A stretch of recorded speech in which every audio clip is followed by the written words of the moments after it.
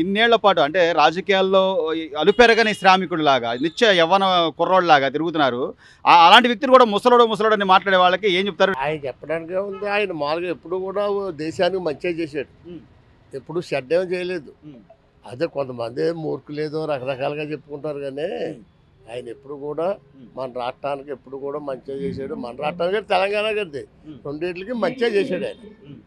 So అంటే ఎంతసేపు యువత బాగుండాలి, వాళ్ళకి ఉద్యోగాలు రావాలి, పరిశ్రమలు బాగుండాలి, మన రాష్ట్రం బాగుండాలి అని ఆయన ఆలోచన. అంటే భవిష్యత్తులో మామూలుగా ఈ రోడ్డుని తెడల్పు ఉండాలి. ఈ తెడల్పు ఉంటేనే కానీ రేపు పొద్దున్న మామూలుగా డెవలప్మెంట్ అవుతే సరిపోదనే బుర్ర ఆలోచన ఉన్న మనిషి ఆయన.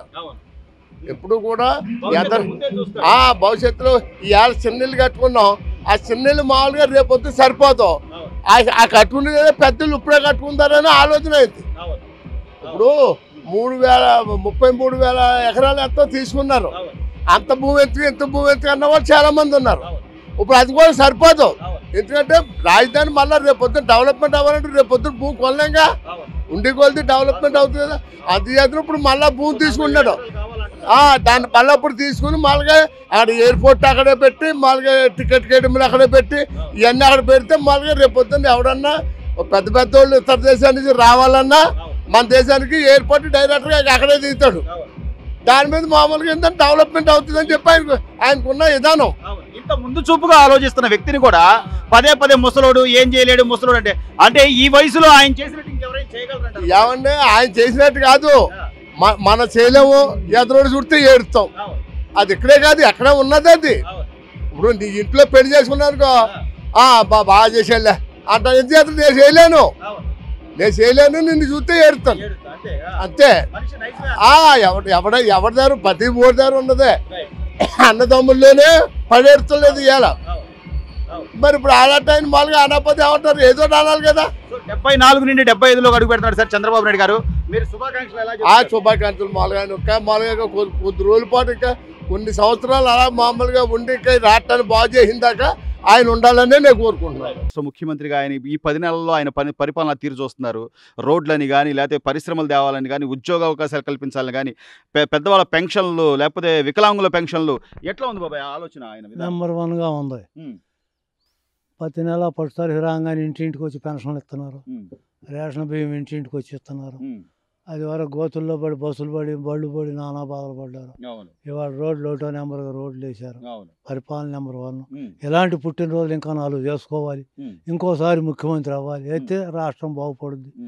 30 సంవత్సరాలు వెనకపోయింది దిక్కుమాలినాడు చేసి నాశనం అయిపోయింది. రోడ్డు లేదు, కాలువ లేదు, చేను లేదు, వలకడు లేదు, మొత్తం పడగొట్టి కొట్టిన దోసుకుపోయారు. కానీ ఇంకా ఇంకా ఏదో మాట్లాడాలి కదా అని చెప్పి ఏదో ఒకటి మాట్లాడడం తప్ప కనీసం ఆయన ఈ వయసులో అంత కష్టపడుతుంటే ఆ ముసలోడు ఏం చేయలేడు. ఎవడో అందే ఎంగాడు ఆడు ముందు ఎందుకు పనికొస్తాడు? అంతేగా.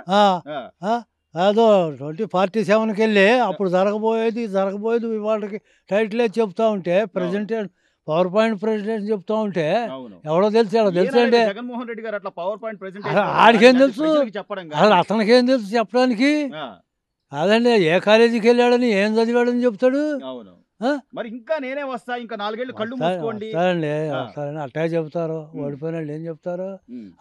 ఆవులను బంగారం అంతా తిరుపతి వెంకటేశ్వర స్వామి తోసిపోయి అక్కడ వాడు ఏమంటున్నాడు, 100 ఆవులు వచ్చినాయి తోసిపోయారు అంటున్నారే. ఉండి దగ్గర ఏరే బొక్క పెట్టి దాంట్లోకి డబ్బులని కాసుకోవట్లా. జనాలు నమ్ముతారు, మనం ఏం చెప్పినా అవన్నీ పిచ్చి మాటలు. ఇంకా జనాలు ఎందుకు నమ్ముతారు? నమ్మారు మోసపోయారు. ఇంకా అవకాశం ఇచ్చారు, అది సద్వినియోగం చేసుకోలేకపోయాడు. ఇంకేం చేస్తాడు?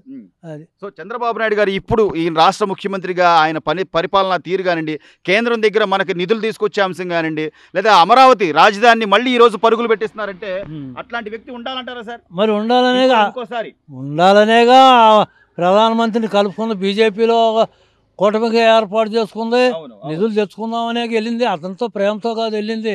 నిధులు తెచ్చుకుందాం, ఢిల్లీ నుంచి నిధులు తెచ్చుకుందాం, ఇక్కడ పరిపాలనా సౌలభ్యం బాగుంటుందని ఇది చేసి అతనితో జతకట్టాడు. నెంబర్ 1 రాష్ట్రం బాగుపడిపోద్ది. రైట్. ఆ రెండో గుజరాత్ అవుద్ది. ఉమ్. ఆ? రైట్. ఏముంది వాళ్ళ బెదవాళ్ళు కొంచెం లేదు, అవును. అదిగో తూర్పు బైపాస్, ఇదిగో ఒల్లూరుపాలెం బైపాస్ అంటమే కానీ వేసింది ఎవడు వేసాడు? అవును. వేసిన వెంటనే పోగొట్టారు. అవును. ఏమన్నా ఇతని టైంలో నేతాను రైతులందరూ ఎదురు చూస్తున్నారు. ఉమ్. బెదవాడు వెళ్తే ఎప్పుడు వచ్చేది తెలియదుగా, దారేది. అవును. గుంటూరు వెళ్దామంటే ఒకటేగా వంతునా. అవును. ఆ? అవును. మరి ఈయన కూడా వేస్తాడని ఆశపడి ఎదురు చూస్తున్నారు. సో అట్లాగే రైతులకు ఎస్పెషల్లీ వాళ్ళకు పంట నీరు కోసం ఈరోజు పోలవరం ప్రాజెక్ట్ అని కానీ లేకపోతే ఈ డ్రిప్ ఇరిగేషన్ పథకాలని కానీ ఆయన ఆలోచనలు సార్.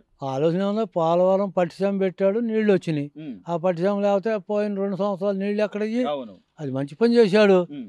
ఇతను ఉంటే ఈ పాటికి ఎప్పుడు అయిపోయేది అది. ఉమ్. మరి అతను చేయలేదు. ఉమ్. ఇతను చేస్తాడని నమ్మకంతో ఉంది, రైట్. చేసి తీరుతాడు. రైట్. అది రైట్.